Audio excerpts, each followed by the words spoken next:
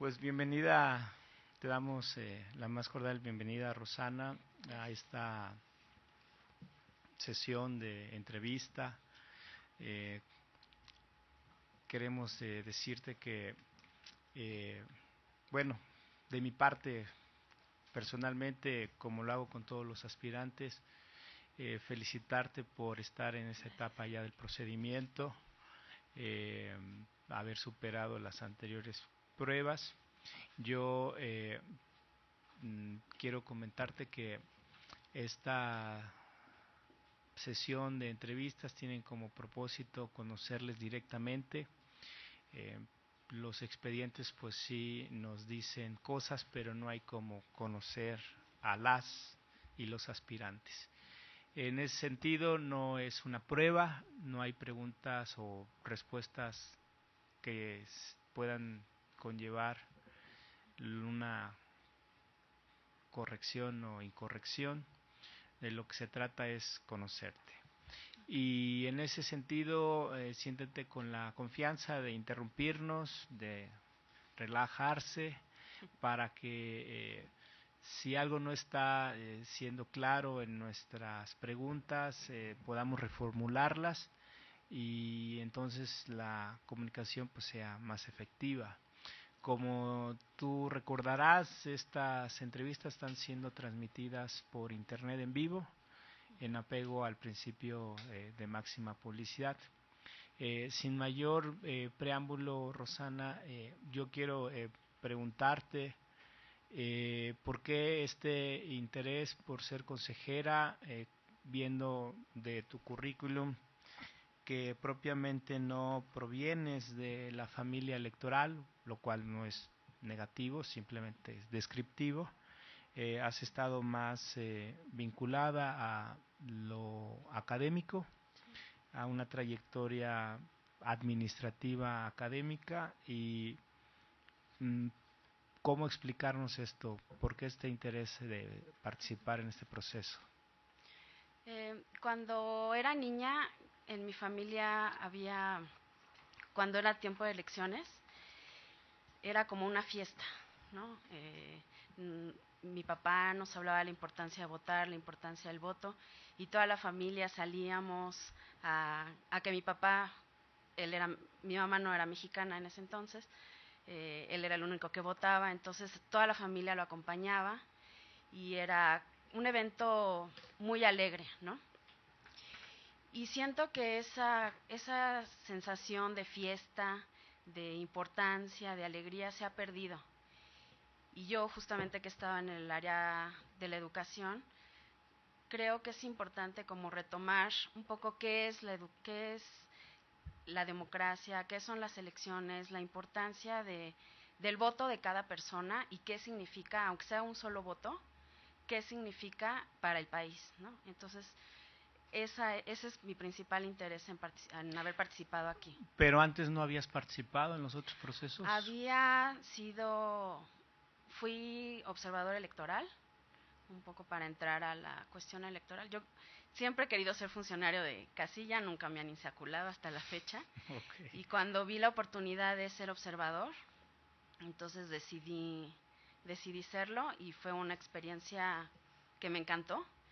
Me gustó mucho como estar dentro de las elecciones, ver las reacciones de los representantes de partidos políticos, la reacción de la gente en la cola, eh, apurándolos, ¿no? Porque no sabían, por ejemplo, que tenían que esperar a que se armaran las urnas. Y ellos decían, es que si nos dijeron que ya podíamos votar, ¿por qué nos citan a esta hora, no? Entonces, hacerle entender a la gente que es importante que ustedes vean que la urna está vacía y que su voto es el que está contando, no votos anteriores, ¿no? Entonces, en digamos, esa experiencia de observador me gustó mucho. ¿En qué año es que fue esa Fue en el experiencia? 97. Yo soy de la Ciudad de México. Entonces que fue el primer año que hubo observadores y el primer año que hubo elecciones locales en la Ciudad de México, Y en ¿no? ese inter, más Y actividades en la materia electoral. después participé en el 2011. Hubo una convocatoria para ser subdirector de estadística en el IFE, ¿no? Uh -huh. Entonces, eh, está un poco más, la estadística un poco más encaminada a mi área, que es la economía, y pensé que era como una manera de ser parte del IFE, pero aunque fuera en mi área, tal vez no en el área educativa. ¿Y no hubo éxito ahí? No, pasaban a la etapa de entrevista únicamente 3 personas y yo quedé en el 4.º lugar. Entonces, pues ahí me quedé.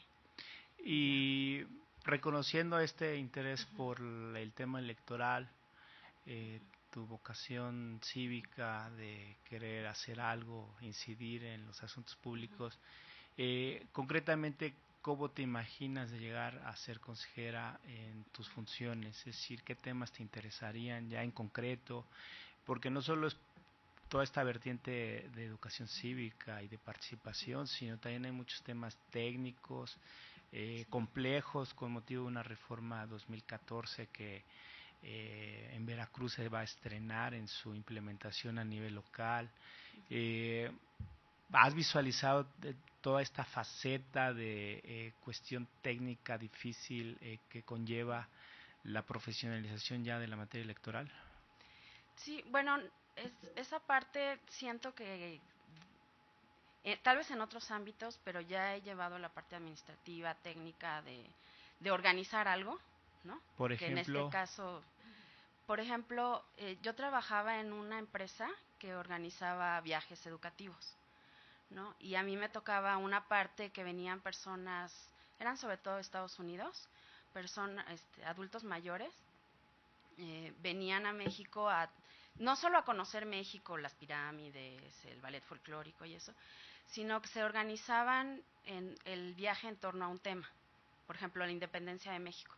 Entonces se tenían que buscar consejeros, conferencistas que pudieran hablar con ellos sobre ese tema, ¿no? Entonces estoy acostumbrada, bueno, tenía que ver toda la parte de hoteles, comidas, transporte, pero también la parte, digamos, de conferencias, de que ellos estuvieran a gusto, ¿no? Organizar cosas. Organizar algo, ¿no? No algo. Entonces, digamos que ya tengo la parte, aunque no en una elección, ¿no? Pero una parte para grandes grupos de personas, organizar un viaje y que estén a gusto, y sobre todo que se trataba de personas de la tercera edad, ¿no? Entonces, que tienen... Oye, y por último, para darle paso al uso de la voz a la consejera y el consejero, ¿qué diagnóstico tienes de la realidad política de Veracruz? De Veracruz. Siento que Veracruz es un estado con como mucha efervescencia política. O sea, de hecho hay muchos mexicanos políticos que han surgido de Veracruz y hay como mucho interés en participar, ser diputado, ser senador, y entonces siento que es un estado como con muchos retos, porque justamente hay toda esta parte, pues, que todos quieren ser y opinar y decir, ¿no? Y por otro lado siento que también hay como mucho desconocimiento de la ley. O sea, yo quiero ser, pero realmente no han consultado las leyes, no saben como todos los requisitos que se necesitan, ¿no? Por ejemplo, ahorita que he estado en este proceso, vi un tuit que decía: deberían de multar al Instituto Electoral Veracruzano porque sigue usando el nombre YEV y no dice OPLE, ¿no? Entonces yo dije, bueno, sí es como alguien que quiere participar y pero Falta conocimiento. Pero no tiene el conocimiento, ¿no? Y siento que en Veracruz pasa mucho eso. Oye, la gente es muy... Y ahora sí concluyo. Sí. Con independencia de esta situación de que hay mucha efervescencia pero poco conocimiento, el tema concreto de seguridad, las condiciones sociales, que finalmente son las condiciones en que se realizan elecciones, ¿qué dirías al respecto? Pues es que eso afecta al proceso, a los procesos electorales, a la gente que quiera salir a votar,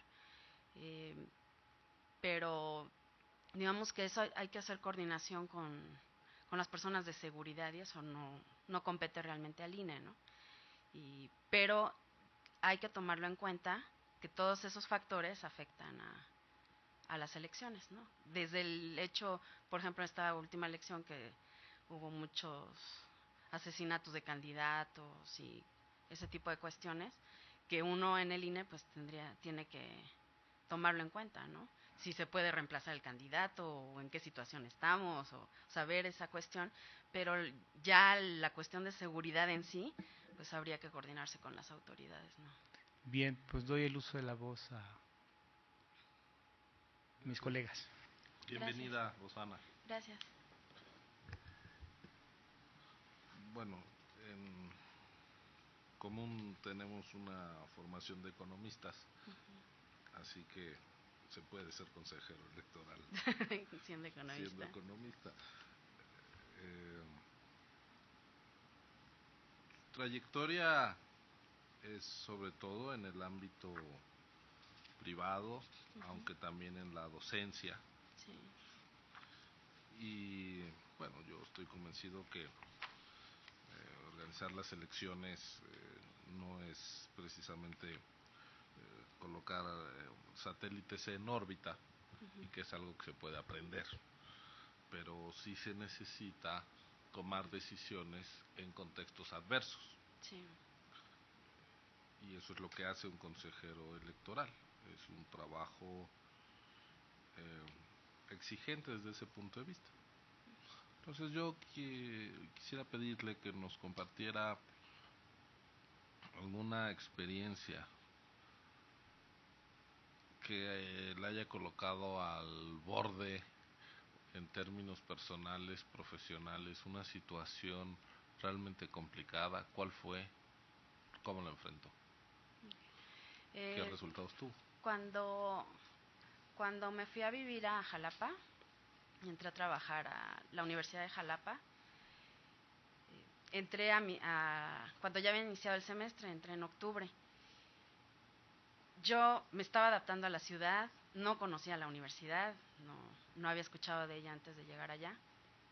Y el día que llego, abren mi oficina, o sea, me enseñan mi oficina y estaba llena, había papelitos.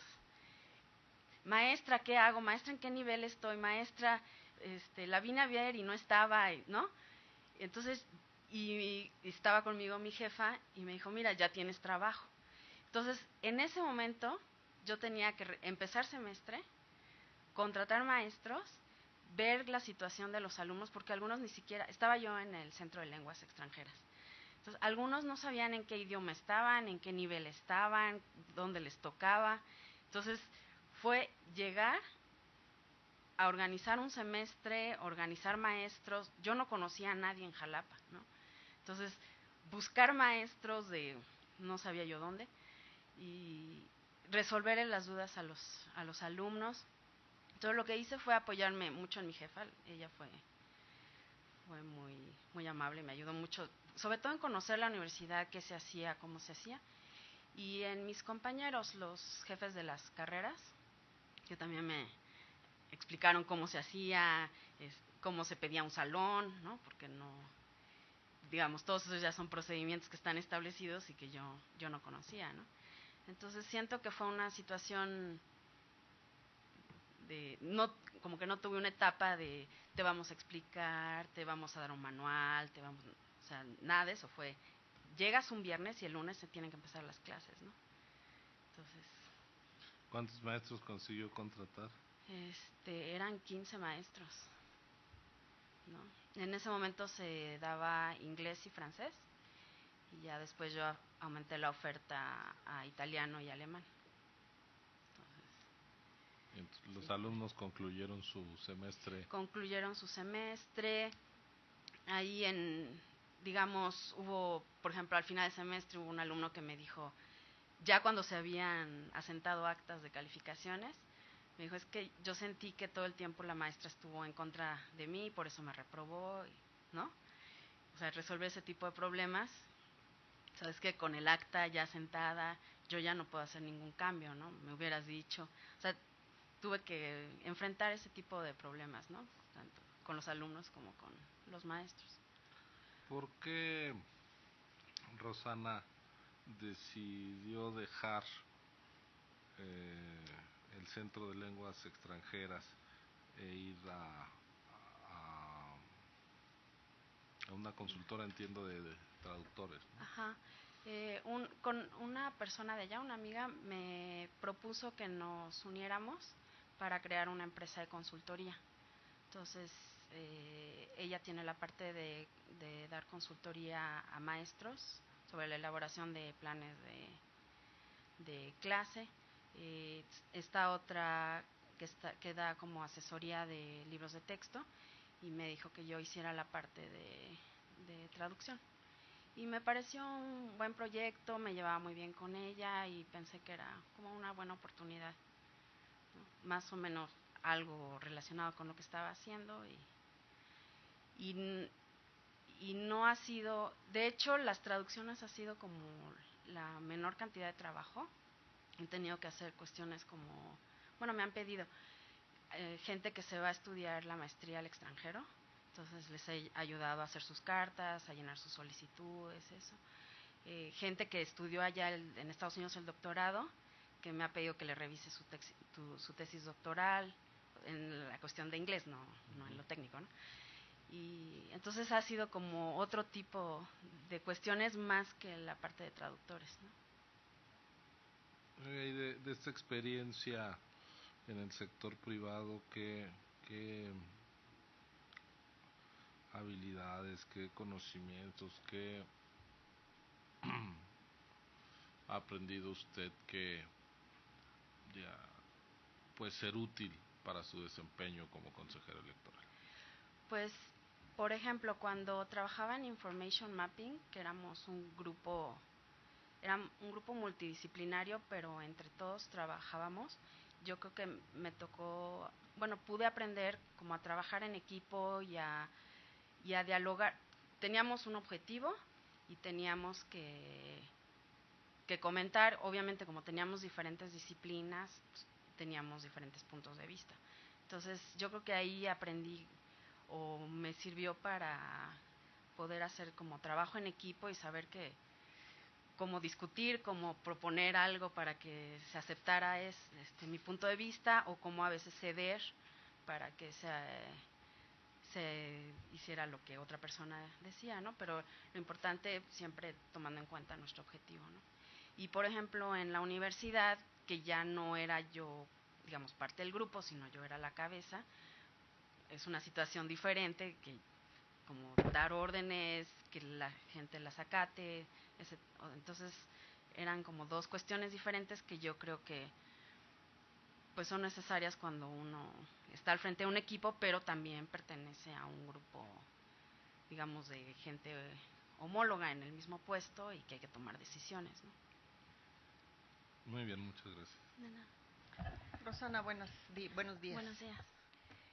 De su ficha curricular me llama la atención y me gustaría que pudiera compartirnos, porque de lo que usted nos comente creo yo que se puede visualizar su personalidad, sus intereses. ¿Por qué estudios en el mundo asiático? ¿Qué la llevó a eso? Este fue un curso en línea que tomé, y cuando vi que ofrecían un curso, se llamaba China. Por ser economista, inmediatamente pensé, economía, vamos a hablar de la economía de China, siendo la segunda potencia, se me hace muy interesante. Cuando empieza el curso, nos dicen, no, este es un curso del Departamento de Estudios Asiáticos que viene de la Facultad de Historia. Y yo dije, pues realmente historia de China no me llama mucho la atención, pero me había inscrito como 3-4 meses antes, lo esperaba yo con mucho ánimo, y pensé, voy a tomarlo, voy a seguir, si es algo que no me interesa lo dejo. Y resultó ser un curso extremadamente interesante. No fue únicamente de historia, nos enseñaron economía, geografía, literatura, caligrafía, en fin, muchos ámbitos de China, que yo siento que son como una buena base para conocer al que es la segunda potencia económica del mundo, ¿no? Y La razón fue porque pensé que era de economía, no resultó, pero resultó algo mucho mejor de lo que yo pensaba. Muy bien, aunque ¿No? también aparece otro curso también más o menos, bueno, enfocado a la misma cultura, pero bueno, simplemente era una duda. Sí. ¿Qué le gustaría o qué pudiera aportar? Ya dio respuesta a también en el sentido de llegar a formar parte del órgano, del Consejo General del órgano electoral local. ¿Cuál sería su visión? Pero en concreto, ¿qué cree usted que pudiera aportar y con qué pudiera incidir en la toma de decisiones de esta autoridad ya en el desarrollo de procesos electorales? Pues yo creo que justamente el hecho que no, digamos, no he pertenecido a ninguno de los institutos, ni el federal ni el local, ni a ninguno de los tribunales, que pueda aportar como una visión externa y además en diferentes ámbitos, ¿no? Porque sí, como ven mi currículum, tengo de economía, tengo de educación, tengo de idiomas, ¿no?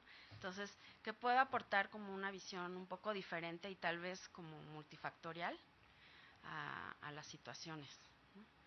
Y entonces, creo que sería como mi aportación al Consejo. Muy bien.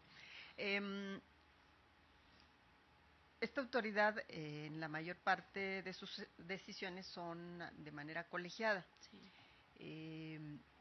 ¿Qué habilidad propia considera que pudiera implementar en primer momento para lograr un acuerdo en el sentido que usted quisiera resultara aprobado? Es decir, qué herramientas o qué habilidades que usted tenga reforzaría o implementaría para lograr esto. Yo creo que tengo no solo la parte de conocimiento, sino una parte de negociación, de no querer imponer mi idea, sino saber escuchar a los demás y poder decir, bueno, tal vez él tiene razón, aunque se oponga a lo que yo diga o aunque salga un poquito de la línea donde yo estoy, pues también tiene algo que aportar y se puede o tomar esa idea y desechar la mía, o que esa idea aporte a lo mío. Y le digo, he estado en situaciones donde he tenido que negociar, sobre todo con personas que no son de mi área. Entonces, que cada quien quiere imponer su punto de vista desde su formación, ¿no? Pero he sabido negociar y entender las diferencias y que aportemos todos. Muy bien, de mi parte es todo. Muchas Gracias. Pues de nuestra parte es todo, Rosana, y te reitero la felicitación por el desempeño hasta ahora logrado. Pues muchas gracias por venir y buen regreso a Jalapa. Gracias. Gracias a usted. Gracias. Hasta luego.